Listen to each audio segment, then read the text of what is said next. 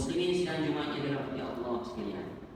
Saya berpesan kepada diri saya dan hadirin sekalian, marilah sama-sama kita memperkasakan ketakwaan kita kepada Allah Subhanahu wa taala dengan melaksanakan segala perintah Allah dan meninggalkan segala larangan Allah.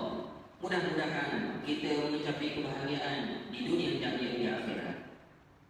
Mimbar Jumaat pada hari ini akan membicarakan khutbah yang bertajuk Falsafah dan Hikmah Korban. Hari ini sedang Jumaat yang dirahmati Allah sekalian. Ibadah korban adalah satu amalan yang memupuk rasa syukur terhadap nikmat kurnia Allah Subhanahu wa taala. Ia juga merupakan ibadah kepada Allah bagi sesiapa yang memiliki kemampuan untuk melakukannya. Di samping itu, Allah Subhanahu wa taala menjadikan korban sebagai satu ibadah dalam membangunkan syiar agamanya serta mendidik hamba-Nya agar lebih dekat kepada Allah Subhanahu wa taala. Mereka yang melaksanakan ibadah korban akan berusaha mencari jalan untuk meraih redha dan rahmat Allah Subhanahu wa taala. Oleh itu, sebelum melaksanakannya ibadah korban, kita perlu berniat dengan ikhlas sebagai cerminan kepada ketakwaan hati. Firman Allah Subhanahu wa taala di dalam surah Al-Maidah ayat 27. A'udzu billahi minasyaitonir rajim. Innama yataqabbalullahu minal muttaqin. Maksud Allah hanya menerima amalan daripada orang-orang yang bertakwa. Muslimin sedang dimana dirahmati Allah sekalian.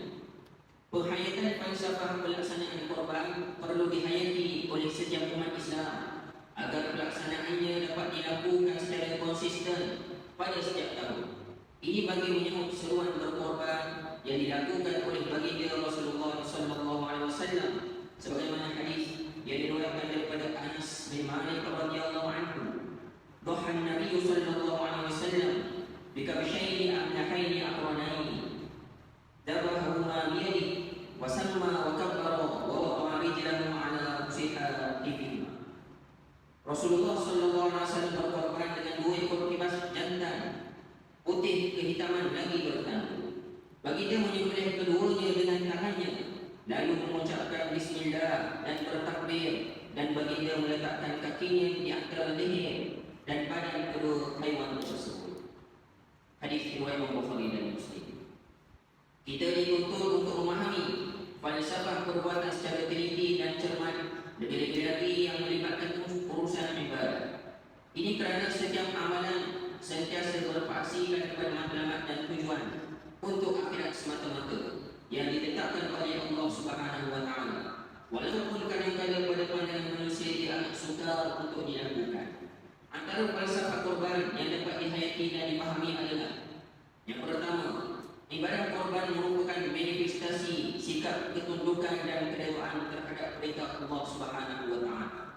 Redha bermakna bertindak dengan melakukan apa sahaja bertujuan mendapat keredaan Allah dan meninggalkan semua perkara yang dilarang oleh Allah Subhanahu wa taala. Yang kedua, ibadah korban menerapkan dalam jiwa yang luhur agar jangan sesekali terpedaya dan tertipu dengan bisikan syaitan.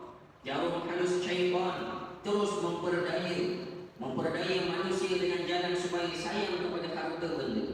Bisikan-bisikan jahat ini merupakan menjadikan kita cinta dan bimbang untuk melepaskan harta dunia. Akibatnya, ia menjadikan kita bertangguh dan enggan melaksanakan ibadah korban. Malah jauh sekali merasa sedih tidak dapat melakukan ibadah korban pada tahun itu. Firman Allah Subhanahu wa taala di dalam surah Al-Baqarah ayat 268. A'udzu billahi minasyaitonir rajim. Asy-syaitanu ya'idukum al-faqra wa ya'murukum bil fahsya' wallahu ya'idukum maghfiratan minhu wa fadlan wallahu wasi'un 'alim. Maksudnya, syaitan itu menjanjikan, yakni menakut-nakutkan kamu dengan kemiskinan dan kebapaan jika kamu bersedekah ataupun menderma, dan ia menyuruh kamu melakukan perbuatan yang keji, yakni bersifat bakhil terikut, sedangkan Allah menjanjikan kepada kamu dengan keampunan daripadanya serta kelebihan kurnia-Nya. Dan ingatlah, Allah Maha Luas limpah rahmat-Nya, lagi sentiasa meliputi pengetahuan. Yang ketiga, ibadah korban menjadikan kita sebahagian daripada individu yang cakna dan peduli tentang keberadaan masyarakat sekeliling yang kurang berkemampuan.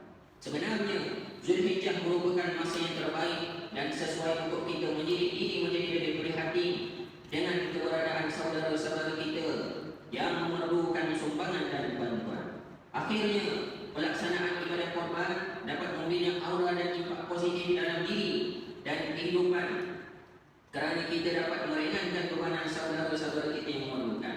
Firman Allah Subhanahu wa taala di dalam surah Al-Maidah ayat 2 yang bermaksud wa ta'awanu 'alal birri wat taqwa wa la ta'awanu 'alal itsmi wal 'udwan wattaqullaha innallaha syadidul 'iqab.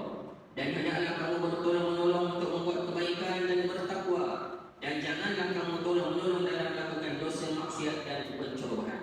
Dan bertakwalah kepada Allah, kerana sesungguhnya Allah Maha berat azab siksanya bagi sesiapa yang melanggar perintah. Hadirin sekalian jemaat yang dirahmati Allah sekalian, sudah pasti tuntutan pelaksanaan ibadah korban banyak mengandungi hikmah yang tersurat lagi tersirat. Terdapat beberapa hikmah di sebalik tuntutan pelaksanaan ibadah korban menjurus kepada kebaikan dalam masyarakat.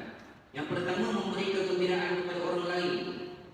Daging korban dapat dimakan oleh golongan fakir miskin, sasaran kepada golongan kurang berkemampuan seperti fakir miskin, ibu tunggal, warga emas, orang-orang upaya dan asnaf yang tinggal di penempatan-penempatan berdekatan yang menantikan sumbangan daging korban. Apabila agihan dapat dilakukan dengan betul, bermakna kita telah melaksanakan kebaikan dan kebajikan yang dianjurkan oleh Allah dengan menggembirakan orang lain yang lebih susah, membuatkan mereka benar-benar merasai nikmat rezeki kurnia Allah Subhanahu wa taala. Secara tidak langsung, pelaksanaannya dapat merapatkan hubungan antara pemberi dan penerima korban. Bahkan hubungan menjadi lebih baik dan mesra adalah komuniti masyarakat. Firman Allah Subhanahu wa taala dalam surah Al-Hajj ayat 28 yang bermaksud supaya mereka menyaksikan berbagai perkara yang mendatangkan faedah kepada mereka serta memperingati dan menyebut nama Allah pada hari-hari yang tertentu. Kerana penghuniannya kepada mereka dengan binatang-binatang ternak untuk dijadikan korban. Dengan yang demikian, makanlah kamu daripada daging binatang-binatang korban itu dan berilah makan kepada orang yang susah, yang fakir miskin. Yang kedua, pelaksanaan ibadah korban juga mempunyai kepentingan dari aspek sosial yang boleh diterjemahkan oleh alihan daging korban secara gotong royong dalam kalangan komuniti dan masyarakat. Dengan semangat bantu-membantu dapat membina ukhuwah sesama muslim hingga terjalin ukhuwah sesama masyarakat. Pelaksanaannya juga merupakan landasan terbaik bagi umat Islam untuk mengetepikan fahaman politik, memupuk semangat kepersepaduan umat Islam serta menambah semangat setia kawan dan memupuk sifat kepedulian terhadap masyarakat. Akhirnya, pelaksanaan ibadah ini akan membangkitkan kesedaran untuk sentiasa membelanjakan harta dan berkorban semata-mata untuk meninggikan syiar agama Allah Subhanahu wa taala. Yang ketiga, pelaksanaan ibadah korban dapat mengikis sifat qamah dan melahirkan sifat bermurah hati dalam diri serta mampu menanam sifat ikhlas dalam akhlak ibadah dan mampu menyimai sikap sentiasa bersyukur terhadap segala nikmat dan rezeki yang telah dikurniakan oleh Allah Subhanahu wa taala kepada kita. Secara tidak langsung, ia membuang sifat-sifat mazmumah yang terkumpul di dalam hati seperti sifat bakhil atau kedekut dan lain-lain. Ini dapat dilihat amalan korban yang dilaksanakan pada zaman Rasulullah SAW berdasarkan pengorbanan untuk mengikis rasa cinta pada dunia, lebih-lebih lagi kepada wang ringgit, perasaan dan nyawa. Muslimin sedang dirahmati Allah sekalian, mimbar ingin berpesan kepada para petugas dan pelaksana korban ibadah korban, sama ada anjuran masjid atau surau, perlulah memahami hukum berkaitan ibadah korban agar tidak terkeliru. Antara perbuatan yang sering berlaku dalam masyarakat adalah mengambil daging korban, terutamanya bahagian-bahagian tertentu tanpa izin. Lazimnya ia terjadi di tempat di mana daging korban dilapah dan diagihkan.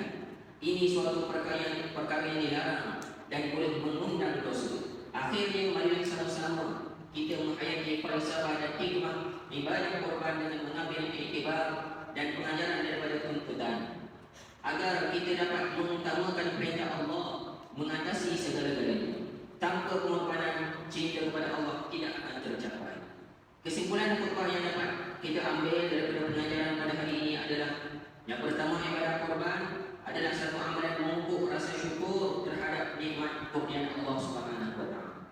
Yang kedua, amalan korban yang dilaksanakan pada zaman Rasulullah berdasarkan pengorbanan dan perjuangan untuk mengikis rasa cinta pada dunia, lebih-lebih lagi kepada wang ringgit, perasaan dan nyawa. Yang ketiga, pelaksanaan ibadah korban dapat mengikis sifat tamak dan melahirkan sifat bermurah hati bagi membentuk sifat-sifat mahmudah dan nilai-nilai Islam yang luhur dalam membelanjakan harta di jalan Allah Subhanahu wa taala. A'udzu billahi minasyaitonir rajim. Inna a'tainaka al-kautsar fasholli li rabbika wanhar. Maksudnya, sesungguhnya kami yakni Allah Subhanahu wa taala telah memberikan engkau wahai Muhammad atau kebajikan yang banyak. Maka dirikanlah solat kerana Tuhanmu dan sembelihlah haiwan kurban. Surah Al-Kautsar ayat 1 hingga 2. Barakallahu li wa lakum fil Qur'anil azim wa nafa'ani wa iyyakum bima fihi minal ayati wa dzikril hakim wa taqabbal minni wa minkum tilawatahu innahu huwas samiul alim. Aqulu qawli hadza wa astaghfirullahal azim li wa lakum wa lisairil muslimin wal muslimat fastaghfiruhu innahu huwal ghafurur rahim. Wallahu ya'lamu ma